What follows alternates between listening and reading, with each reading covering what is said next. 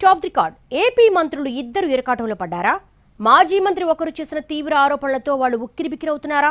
చట్టపరంగా చూసుకుంటామని చెప్తున్నా, వివరణలు ఇచ్చుకుంటున్నా ఎక్కడో ఏదో తెలియని అలజడి రేగుతోందా?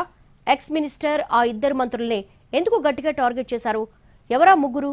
ఏంటా కథ? వైసీపీ సీనియర్ నేత మాజీ మంత్రి పేర్ని నాని టీడీపీ మంత్రులు కొందరిని టెన్షన్ పెడుతున్నారు అన్న అభిప్రాయం బలపడుతోంది రాజకీయ వర్గాల్లో. ఆయన విసురుతున్న గూగ్లీలను కాచుకోలేక మంత్రులు సతమతమవుతున్నారన్న చర్చ మొదలైంది. వైసీపీ అధికారం కోల్పోయాక పార్టీ తరపున గట్టిగా మాట్లాడుతున్న కొద్ది మందిలో పేర్ని నాని ఒకరు. తాను మంత్రిగా ఉన్నప్పుడు జనసేన అధ్యక్షుడు పవన్ కళ్యాణ్నే ఎక్కువగా టార్గెట్ చేసిన పేర్ని అధికారం కోల్పోయాక మాత్రం కొన్ని అంశాల మీద ప్రధాన స్పీకర్గా మారిపోయారు. ఈ క్రమంలోనే తాజాగా కేబినెట్ మంత్రులను టార్గెట్ చేయడం పొలిటికల్ హాట్ అవుతోంది. తొలి నుంచి ప్రభుత్వ విధానాలు విమర్శిస్తున్న పేర్ని నాని తాజాగా తన ఫోకస్ ను మంత్రుల మీదకు మళ్లించడం చర్చనీయాంశమైంది. ఆ మధ్య తమ పార్టీ అధ్యక్షుడు జగన్ ఉద్దేశించి మంత్రి అనగాని సత్యప్రసాద్ విమర్శలు చేయగానే కౌంటర్ ఇస్తూ పెద్ద బాంబే పేల్చారు పేర్ని. వైసీపీ అధికారంలో ఉన్నప్పుడు తమ గూటికి చేరేందుకు అనగాని ప్రయత్నించారని, అందుకోసం 25 కోట్ల రూపాయలు అడిగారని ఆరోపించారు. అందుకు జగన్ ఒప్పుకోకపోవడంతో టీడీపీలోనే కొనసాగి ఇప్పుడు మంత్రి అయ్యారంటూ తీవ్ర ఆరోపణలు చేశారు నాని. ఆ దెబ్బకు మంత్రి శిబిరంలో కలకలం రేగిందని చెప్పుకుంటున్నారు.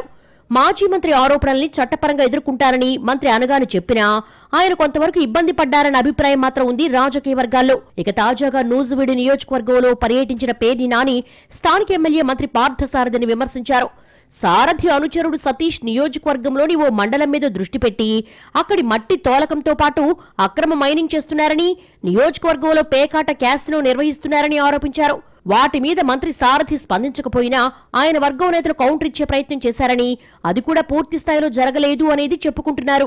నాని ఇలా వరుసగా మంత్రులను టార్గెట్ చేయడం, తీవ్ర ఆరోపణలు గుప్పించడంపై అధికార పార్టీలో చర్చ జరుగుతోందట. కూటమి అధికారంలోకి వచ్చాక ఇప్పటికే నాని మీద పలు కేసులు బుక్కయ్యాయి. తాజాగా సీఎం చంద్రబాబు, ఉప ముఖ్యమంత్రి పవన్ కళ్యాణ్ ఉద్దేశించి చేసిన వ్యాఖ్యలకు సంబంధించి కూడా మచిలీపట్నంలో కేసు నమోదైంది. అధికారం కోల్పోయిన తర్వాత తన ప్రత్యర్థి బందరు ఎమ్మెల్యే మంత్రి కొల్లు రవీంద్ర గురించే ఎక్కువగా మాట్లాడిన పేర్ని ఇప్పుడు మిగతా మంత్రులను కూడా ఎందుకు టార్గెట్ చేశారు అన్న చర్చ జరుగుతోంది రాజకీయ వర్గాల్లో. అందుకు సమాధానంగా ఓ కొత్త రీజన్ చర్చల్లోకి వస్తోంది. వైసీపీ అధినేత జగన్మోహన్ రెడ్డి మీద విపరీత వ్యాఖ్యలు చేస్తున్న మంత్రులపై పేర్ని ఫోకస్ పెట్టి ఉండొచ్చన్నది కొందరి డౌట్.